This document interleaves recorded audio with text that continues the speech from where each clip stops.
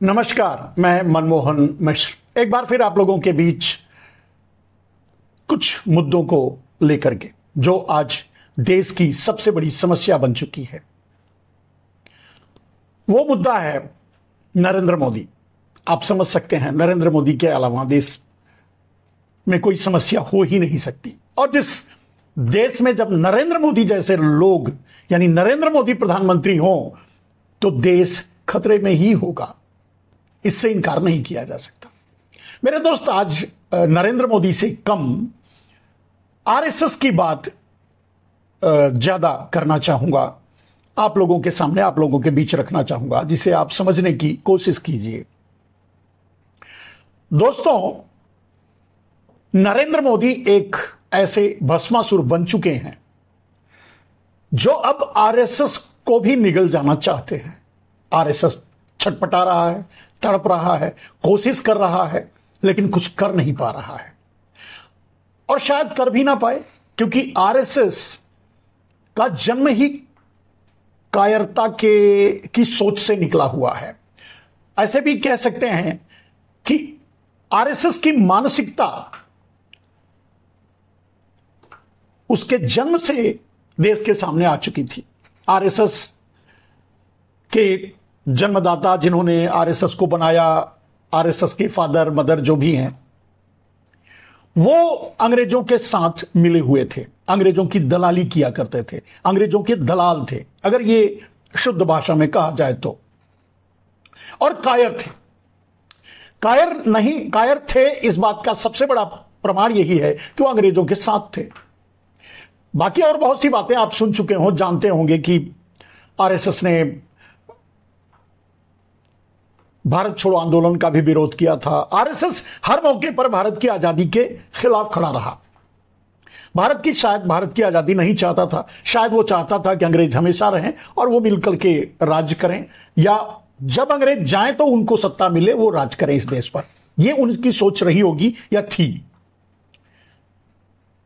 अपने ही लोगों से देशद्रोह करना, अपने ही लोगों या यूं कह सकते हैं कि क्रांतिकारियों की या जो देश के लिए लड़ रहे थे उनकी मुखबिरी करना, उनको अंग्रेजों के हाथों फंसाना, मरवाना, इस तरह के, और बाद में उनके साथ मिलकर सत्ता में बने रहना या रहने की कोशिश करना, उनसे हाथ मिलाकर चलना, ये सारी चीजें आप लोग बार बार सुनते रहे होंगे, पढ़ते रहे होंगे। बात ये नहीं है, बात इनके इतिहास से ज्यादा वर्तमान की है। मेरे दोस्त, आरएसएस अपनी सोच और अपनी मानसिकता से बाहर नहीं आ पाया है आज तक। आरएसएस आज चाहता है, आरएसएस को समझ में आ चुका है कि नरेंद्र मोदी जैसे को प्रधानमंत्री बनाकर या जो भी समझ लीजिए, उसने बहुत बड़ी भूल की। यानी खुद एक भस्मासुर को पैदा कर लिया, जो अब उसे ही भस्म करने की कोशिश कर रहा है, आगे बढ़ रहा है। तो उसका इलाज क्या करें? रही बात यह कि अगर शुरू से ही अगर आरएसएस एक जुझारू, देश के लिए लड़ने वाला, मर मिटने वाला संगठन रहा होता तो आज भी उसी तरह का निर्णय लेता। क्योंकि नरेंद्र मोदी जिस तरह से भारत के संविधान, भारत के लोकतंत्र, भारत की संप्रभुता, भारत की एकता और अखंडता के लिए खतरा बन चुके हैं, भारत की समृद्धि के लिए खतरा बन चुके हैं, भारत को लूट करके वो अडानी एंड कंपनी बनाना चाहते हैं और बना चुके हैं। वैसे शायद आज या कल पवन खेरा ने प्रेस कॉन्फ्रेंस करके भारतीय जनता पार्टी को एक नाम दिया, बी कंपनी, लूट के मामले में। वैसे ये सच है कि वो डी कंपनी के बाद बी कंपनी है, इसमें कोई दो राय नहीं। और बार बार जो खुलासे हो रहे हैं, बार बार जो सामने आ रही है लूट का नेशनलाइजेशन, भ्रष्टाचार का नेशनलाइजेशन, जिसे नरेंद्र मोदी ने किया है, और जिस तरह से देश को राष्ट्रीय रूप में लूटा जा रहा है, सरकारी तौर पर लूटा जा रहा है, सरकार खुद लूट रही है। यानी लूट करके नरेंद्र मोदी यानी सरकार माने नरेंद्र मोदी, तो जिस तरह से लूट करके एक दो अपने लोगों पर को दिया जा रहा है, बांटा जा रहा है, उसे यही नाम देना सही है, और यह सही भी है। बात यहां यह भी नहीं है, बात यह है मेरे दोस्त कि आरएसएस अब चाहकर भी नरेंद्र मोदी का इलाज क्यों नहीं खोज पा रहा है?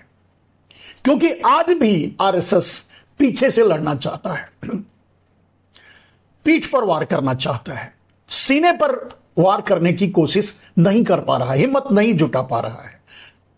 आपने देखा होगा पिछले दिनों नरेंद्र मोदी को लेकर के मोहन भागवत ने बहुत से बयान दिए, और आरएसएस इस बात को लेकर भी तड़प रहा है, छटपटा रहा है कि नरेंद्र मोदी, क्योंकि आरएसएस गुजरात का संगठन नहीं है, आरएसएस गुजरात लॉबी की सब्सिडरी नहीं है, यानी आरएसएस गुजरात लॉबी के अंदर नहीं चलता है, यह दबाव में नहीं है। लेकिन आरएसएस को यह समझ में आ चुका है कि पूरा देश नरेंद्र मोदी लूट करके अडानी और अंबानी को दे रहे हैं या गुजरात ले जा रहे हैं। कल को अगर राजधानी बदल करके दिल्ली से गुजरात ले जाएं तो कोई बड़ी बात नहीं है। इसका इलाज क्या किया जाए? इसका इलाज करने की कोशिश आरएसएस कर रहा है। इसका उदाहरण अगर आप देखें तो हरियाणा में खुलेआम आरएसएस ने अपने कैडर्स को या अंदरूनी तरीके से सब में यह बात फैलाई या सब तक यह बात पहुंचाई कि बीजेपी को वोट नहीं देना है, क्योंकि आरएसएस को भी पता था कि अगर नरेंद्र मोदी हरियाणा हार जाते हैं तो नरेंद्र मोदी का परमानेंट इलाज हो जाएगा, गुजरात लॉबी से छुटकारा मिल जाएगा, गुजराती माफियाओं से देश को बचाया जा पाएगा। यह बात आरएसएस भी समझ चुकी है, जानती है और कोशिश में लगी। लेकिन क्योंकि वो पीछे से वार करती है, क्योंकि वो उसका जन्म ही पीठ में खंजर भोंकने का और पीछे से वार करने का, सामने न लड़ने का रहा है, इसके लिए यह भी फेल हो गई। अगर आरएसएस खुल करके मैदान में आ जाती, आरएसएस खुल करके बीजेपी का विरोध करती, लोगों तक यह संदेश देती कि मोदी बीजेपी को एक गलत रास्ते पर ले गए हैं, बीजेपी को भी बचाना है, आरएसएस को भी बचाना है, इस देश को भी बचाना है, तो मोदी को हराना है, यानी हरियाणा हार। अगर हरियाणा हार गए होते तो मोदी आज प्रधानमंत्री एक दिन भी बैठे नहीं रह पाते उस कुर्सी पर। और इसीलिए डाका डाल करके नरेंद्र मोदी ने हरियाणा में जीत हासिल की, सत्ता अपने पक्ष में किया, चुनाव का रिजल्ट अपने पक्ष में किया, इसीलिए अपने कुर्सी बचाने के लिए, अपने आप को बचाने के लिए। क्योंकि आप जानते हैं जैसे ही हरियाणा हारते, हरियाणा में दूसरी सरकार आती, किसान दिल्ली पहुंच जाते, दिल्ली को चारों तरफ से घेर लेते, नरेंद्र मोदी को प्रधानमंत्री की कुर्सी पर एक मिनट, एक क्षण, एक दिन भी बैठना भारी पड़ जाता। और वही नहीं होने देने के लिए नरेंद्र मोदी ने खुलेआम डकैती की, हरियाणा में वोटों की, चुनाव में धांधली की, जबरदस्ती की, गुंडागर्दी की, जो भी आपने देखा, परिणाम भी सामने है।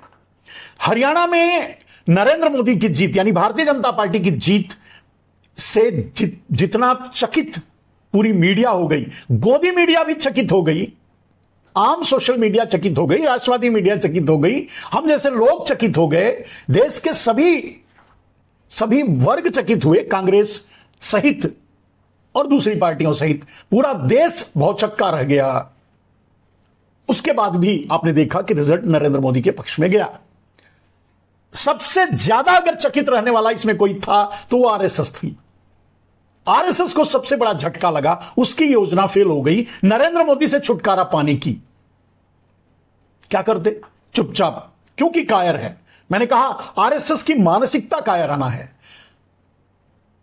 आरएसएस अपनी कायरतापूर्ण मानसिकता से बाहर ही नहीं, कायरता भरी सोच से बाहर नहीं निकल पा रहा है, और आज भी वही कर रहा है। खुलकर मैदान में नहीं आ रहा है, सीधे मुकाबले पर नहीं चल रहा है। नरेंद्र मोदी का सीधे विरोध करना, नरेंद्र मोदी को सीधे अपने पद से हट जाने के लिए कहना या सामने खड़े हो जाना, नरेंद्र मोदी में इतनी हिम्मत नहीं है। गुजरात लॉबी इतना भी मजबूत नहीं हो गया है कि वो आरएसएस से सीधे लड़ाई लड़ ले। लेकिन सबसे बड़ी मुसीबत यह है कि आरएसएस कायरों का संगठन है। वो अपनी कायरता की मानसिकता से बाहर नहीं निकल पाता, नहीं निकल पा रहा है और नहीं निकल रहा है, नहीं निकलना चाहता, जो भी है। मेरे दोस्त, आपको पता होगा आरएसएस सारे षड्यंत्र कर लेता है, लेकिन सीधी लड़ाई में कभी नहीं उतरता, सीधी लड़ाई कभी नहीं लड़ना चाहता। जब चाहे बात देश के आजादी की हो, चाहे बात आज संविधान को खतरे से बचाने की हो, चाहे देश को आज बचाने की हो, तब भी आरएसएस अपनी उसी कायरता वाली लाइन पर चल रहा है। चाहता तो हरियाणा का परिणाम कुछ और होता अगर वो सामने से लड़ रहा होता, अगर सामने खड़ा होता गुजरात लॉबी के, मोदी के, सामने खड़ा होता, तब इतनी धांधली नरेंद्र मोदी करने की हिम्मत नहीं जुटा पाते, पीछे हट जाते। और पीछे हटने का मतलब था उन्हें कुर्सी छोड़नी पड़ती। आरएसएस आज पुरजोर कोशिश कर रहा है, लेकिन वही भीतरघात से, पक्षाघात से, पीठ पर वार करने के तरीके से। लेकिन उसे आज राष्ट्र के लिए, देश के लिए, अगर देश के की समर्पित संस्था है आरएसएस, तो उसे मैदान में उतरना चाहिए गुजरात लॉबी के खिलाफ। क्योंकि मैं नहीं समझता कि इतिहास में इतनी बड़ी लूट जो इस समय चल रही है गुजरात लॉबी के द्वारा, नरेंद्र मोदी के द्वारा, अडानी के द्वारा, इस देश पर ऐसा कभी नहीं हुआ। जब इस देश में विदेशियों की सरकार थी, मुगल थे, अंग्रेज थे, मैं नहीं समझता इतनी बड़ी बर्बरता, इतनी बड़ी लूट, इतनी बड़ी ये नहीं हुआ था उस समय भी, जो आज नरेंद्र मोदी देश के साथ कर रहे हैं। और फिर भी देश नहीं चाहता नरेंद्र मोदी को, देश वोट नहीं दे रहा है नरेंद्र मोदी को, फिर भी जबरदस्ती नरेंद्र मोदी अपने पक्ष में रिजल्ट कर रहे हैं, ले रहे हैं, लूट रहे हैं, प्रमाण सामने आ रहे हैं, कोई जांच नहीं हो रही है। चुनाव आयोग की तो यूं समझ लीजिए कि वो खत्म हो चुका है चुनाव, और अभी चुनाव आयोग तो वैसे भी बंद कर देना चाहिए, क्या जरूरत है? चुनाव ही बंद कर देना चाहिए, क्या जरूरत है? अभी महाराष्ट्र में चुनाव होने वाला है, अभी झारखंड में चुनाव होने वाला है। किसी को होप हो, कोई ये बात कहे कि हम जीत लेंगे, मुझे नहीं लगता जीत लेंगे। भाई वोट से जीते तो कोई भी जीतेगा। लोगों का वोट अगर उनके नेताओं तक पहुंचे तो बीजेपी 0 पर आउट होगी हर जगह, कहीं उसे एक सीट भी नहीं मिलेगी, चाहे महाराष्ट्र हो, चाहे झारखंड हो, चाहे हरियाणा होता, चाहे राजस्थान, मध्य प्रदेश में भी इसी तरह की लूट मचाई गई थी। और हरियाणा में तो खुलेआम डकैती डाली गई, हद कर दी गई, सारी सीमाएं तोड़ दी गई। हरियाणा किसी भी कीमत पे नरेंद्र मोदी को वोट दे ही नहीं सकता, इसकी कल्पना ही नहीं की जा सकती। और उसके बाद भी नरेंद्र मोदी जबरदस्ती वहां की सत्ता छीन ली, सरकार भी बना ली। तो वोट की नौटंकी क्यों, चुनाव की नौटंकी क्यों झारखंड और महाराष्ट्र में चुनाव कराए जा रहे हैं?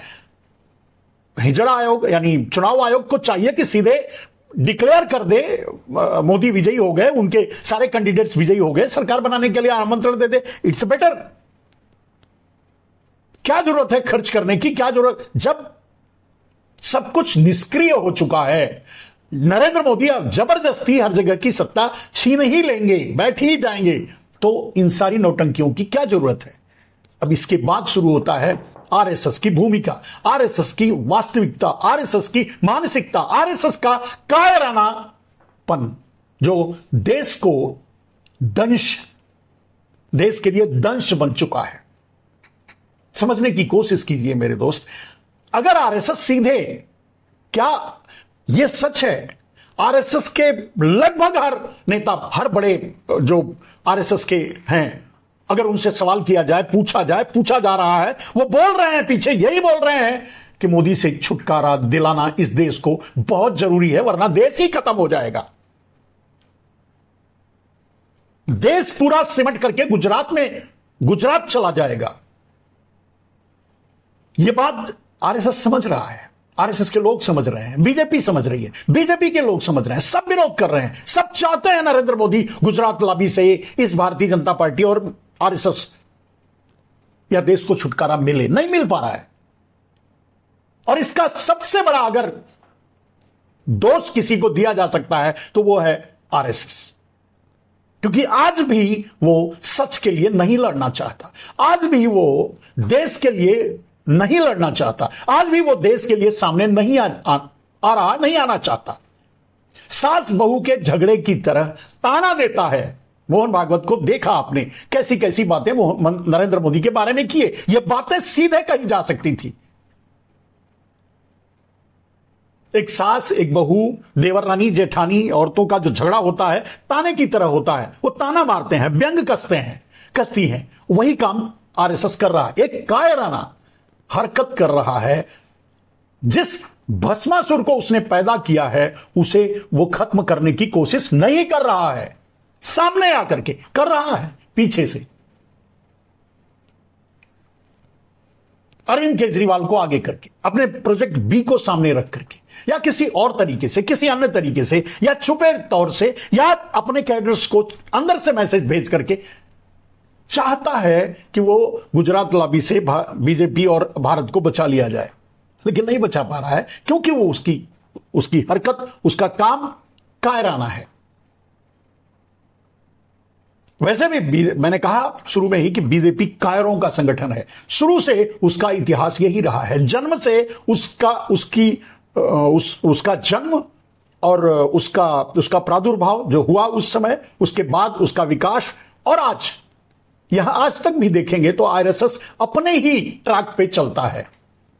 विश्वासघाती, देश से गद्दारी करने वाला, देश से धोखा करने वाला, देश के लोगों से धोखा करने वाला, कहने के लिए अपने आप को राष्ट्रवादी और न जाने क्या क्या कहता है आरएसएस, लेकिन कभी, खैर, अगर आरएसएस से आज भी पूछा जाए कि जिस भस्मासुर को तुमने पैदा किया है, उस भस्मासुर का इलाज तो तुम्हें सामने मैदान में आके करना चाहिए, सीधे लड़ना चाहिए। अगर तुम राष्ट्रवादी हो, अगर तुम,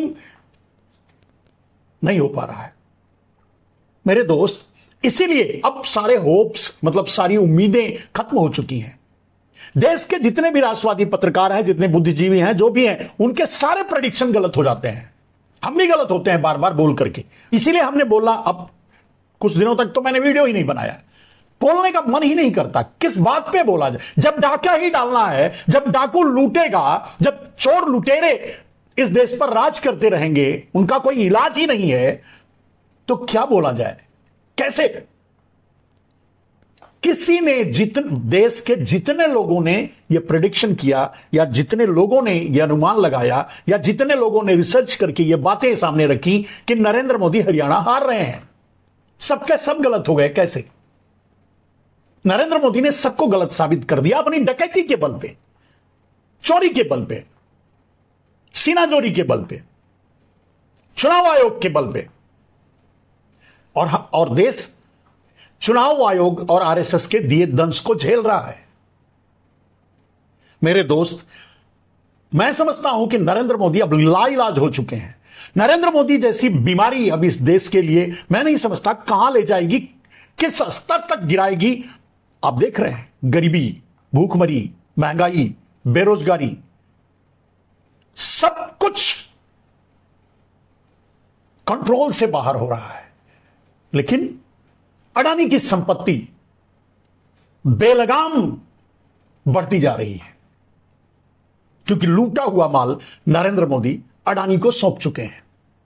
ब्लैक मनी जिसके नाम पे इस देश में सत्ता बदली, कांग्रेस सरकार बदला गया, देश में जिस प्रचार के जरिए काले धन को राष्ट्रीय संपत्ति घोषित करके देश में लाना, काले धन के बल पे लोगों को सुविधाएं देना, काले धन का नाम लेकर के वोट मांगना, यह सब कुछ जो काले धन के नाम पे हुआ, वो काला धन एग्जिस्ट करता है।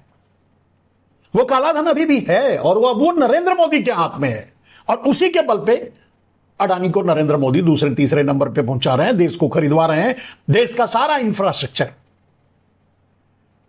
एयरपोर्ट, पोर्ट, रोड, सीमेंट, कोयला, बिजली, पानी, कृषि संयंत्र, उर्वरक, सब कुछ अडानी को सौंप दिया। आगे अभी भी सौंपते जा रहे हैं। देश विदेश के दौरे करते हैं तो सिर्फ अडानी के सीईओ के रूप में, जहां जाते हैं वहां से अडानी को बिजनेस मिलता है। एक मार्केटिंग एजेंट समझ लीजिए या सीईओ समझ लीजिए, जो भी, वो अडानी ग्रुप के लिए ही काम करते हैं। नरेंद्र मोदी देश के लिए, वो देश के प्रधानमंत्री हैं ही नहीं।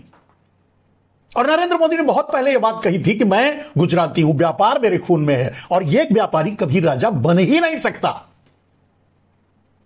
कुछ बदमाश चोरों ने, कुछ माफियाओं ने, कुछ डाकुओं ने नरेंद्र मोदी को प्रधानमंत्री की कुर्सी पर इसलिए बैठाया कि उनको देश लूटने का मौका मिले। कुछ देशों ने भी, चीन और अमेरिका ने भी, और लूटा भी जो चाहा। आज चीन हमारे घर में घुसकर बैठा है, मोदी बोलने के लिए तैयार नहीं, क्योंकि व्यापारिक रिश्ते हैं उनके। अडानी का व्यापार उनका व्यापार है, और उनके रिश्ते चीन से हैं, तो कैसे बोलेंगे? किसी भी जगह अमेरिका हम सारी दुनिया से अकेले पड़ चुके हैं, अपने पड़ोसी देशों के दुश्मन बन चुके हैं। पड़ोसी हमारी कदर नहीं करते या हमारे साथ नहीं है, और कहने के लिए दुनिया में डंका बज रहा है। खैर, ये सारी बातें इसलिए हैं क्योंकि आरएसएस ने इस देश को एक बहुत बड़े खतरे में डाल दिया है, और उस खतरे का नाम है नरेंद्र मोदी, जिसका इलाज वो भी चाहता है, बीजेपी भी चाहती है, देश भी चाहता है, लेकिन नहीं कर पा रहा है। देश सामने से लड़ रहा है और मोदी डाके पर डाके डालते चले जा रहे हैं, कुछ नहीं कर पा रहा है। देश मोदी को हटाना चाहता है, उन्हें वोट नहीं दे रहा है, उनके वोट जबरदस्ती छीन लिए जा रहे हैं। क्या करेगा चाहकर भी देश? अगर कुछ कर सकता है, जो भस्मासुर का जन्म दिया है, जो भस्मासुर को पैदा किया है, वो उसका इलाज कर सकता है, यानी आरएसएस। अगर आरएसएस खुल के मैदान में आ जाए तो नरेंद्र मोदी का इलाज हो सकता है। लेकिन आज अपनी कायर मानसिकता के चलते आरएसएस आज भी नरेंद्र मोदी से सीधे लड़ने के लिए तैयार नहीं है। इसीलिए नरेंद्र मोदी हावी हुए जा रहे हैं। खैर, देखना पड़ेगा आगे क्या होता है। उम्मीद टूट चुकी है, अब उम्मीद नहीं रही कि इस देश को बचाया भी जा सकता है। झारखंड और आगे महाराष्ट्र का चुनाव है, मुझे कोई उम्मीद नहीं है कि वहां कोई दूसरी पार्टी जीतेगी तो भी जबरदस्ती वो सरकार मोदी ही बनाएंगे, और पहले तो जीतने ही नहीं देंगे। घोटाले के लिए ईवीएम है, प्रीलोडेड डेटा या ऑफ, या फिर मतलब ईवीएम की अदला बदली। ईवीएम टैंपरिंग नहीं हो सकता, यानी ये छोड़ दीजिए उसको, वो कोई मायने नहीं रखता। जिस ईवीएम में वोट पड़ रहा है उसे कहीं और पहले ही बदल दिया जा रहा है, और दूसरी मशीनें वहां रख दी जा रही हैं काउंटिंग के लिए, पहले से जो प्री डेटा लोडेड है। तो जीतना तो नरेंद्र मोदी को ही है हर हाल में, इसीलिए चुनाव वगैरह की क्या नौटंकी से क्या फायदा। खैर, आप भी गंभीरता से इस बारे में सोचिए, इसका क्या इलाज है। नरेंद्र मोदी से इस देश को कैसे बचाया जा सकता है? देश के संविधान को, देश के लोकतंत्र को, देश की इज्जत, मान, मर्यादा, अखंडता, एकता, सब कुछ आज दांव पे लगा है, और उसे कैसे बचाया जा सकता है, आप भी गंभीरता से विचार कीजिए, सोचिए।